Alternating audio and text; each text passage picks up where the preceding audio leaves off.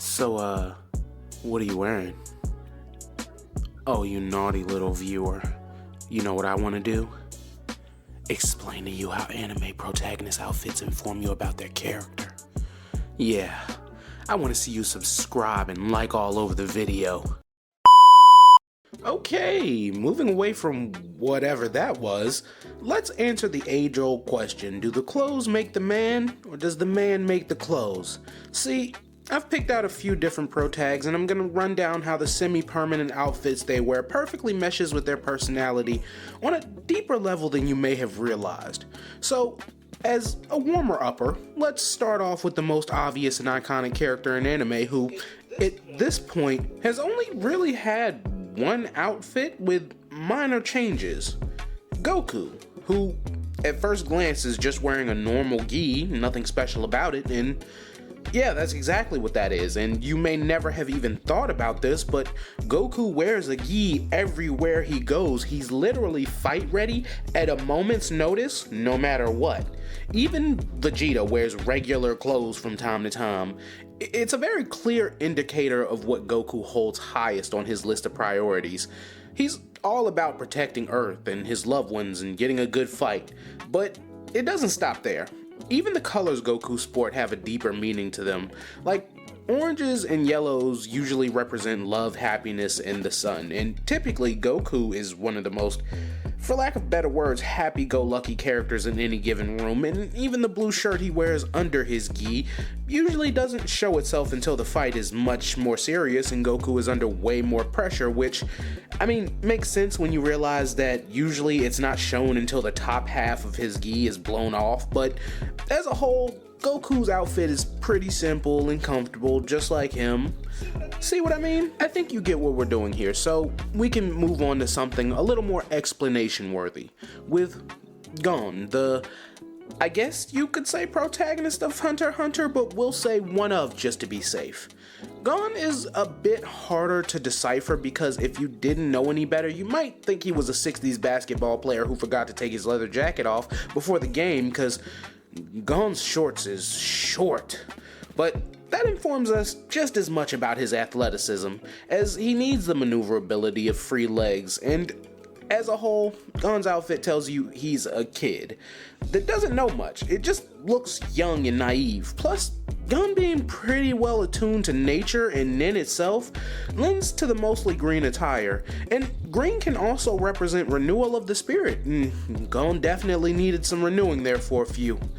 Now, on to the boy Naruto, who is again rocking the blue and orange, and as we know, those are whoop-ass colors, and since we already discussed yellow and orange being representative of the sun, it makes sense that Naruto got the sun seal when the time came, but I want you to notice something, and most people already know this, but in the OG series, Naruto's clothes don't fit him. He has both his sleeves and pants legs rolled up, and his collar is big enough that he could probably just crawl out of the top of it. And to be fair, he doesn't have any parents, but it's always struck me as incredibly interesting as a character trait that Naruto seemingly doesn't even notice that his clothes are less well-fitting and more tattered than the other kids his age. Of course, there are so many other things to tackle in the series, it makes sense he wouldn't focus on something like that, but he never even mentions it, which I think is a huge indicator of his isolation from the village as a whole. But our next character has the same thing going, and then some. Monkey D. Luffy, who my autocorrect keeps changing to Laffy, but looking at the wear here, you can tell one very glaring thing about him, and it's that he's simple.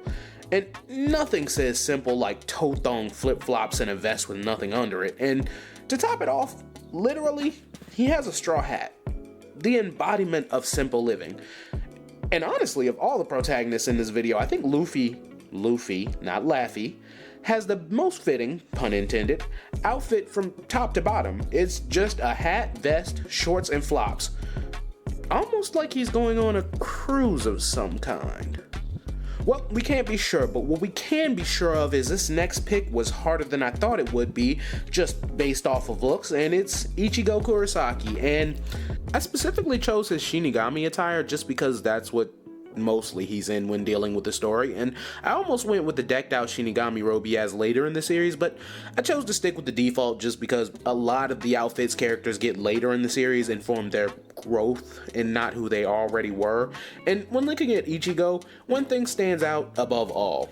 It's his bright orange hair, and typically, his hair stands out in any outfit he wears, but I want to be clear here. The orange on Ichigo less represents the sun and more represents life, or the balance it needs and provides, as Ichigo is an amalgamation of all the realms that make up reality, which is, well, it must be a heavy burden to carry is all I'll say. And a last minute addition, but surely right for this particular video, though not nearly as famous as the others, but Mob from Mob Psycho 100 actually embodies this as much as the others, maybe more, as he is usually wearing his school uniform. And now, that's not unusual, as a lot of anime have school uniforms, but I think what makes Mob stand out above them is his facial expressions. They're very subdued, and even when he's full on smiling, even in pictures, his emotions just sort of feel less intense than most. And the all black with the gold buttons is actually a pretty deep cut, as gold is usually tied to psychics and psychic things happening.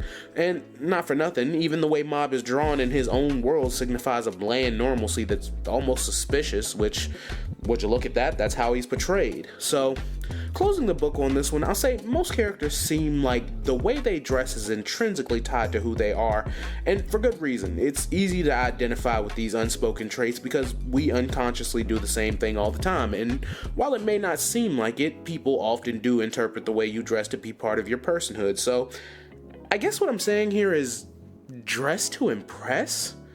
Well, no, that can't be right. Let's try this one. Be comfortable in the skin you're in. Well, no, obviously, this wasn't about skin. How about we just meet in the middle and say some people wear clothes? Yeah? That statement hold up? You know what? I don't even care if it does, because that's all I got. So, what's your favorite protagonist outfit, and what does it say about them? Let me know down in the comments, and I hope you enjoyed the video, because I appreciate you watching, and until next time, peace. That thunder on me clap, make a nigga think before he act. Have a nigga dying on his back, then we double back. Shooters leaving rubber where you at, that's why niggas never wanna match.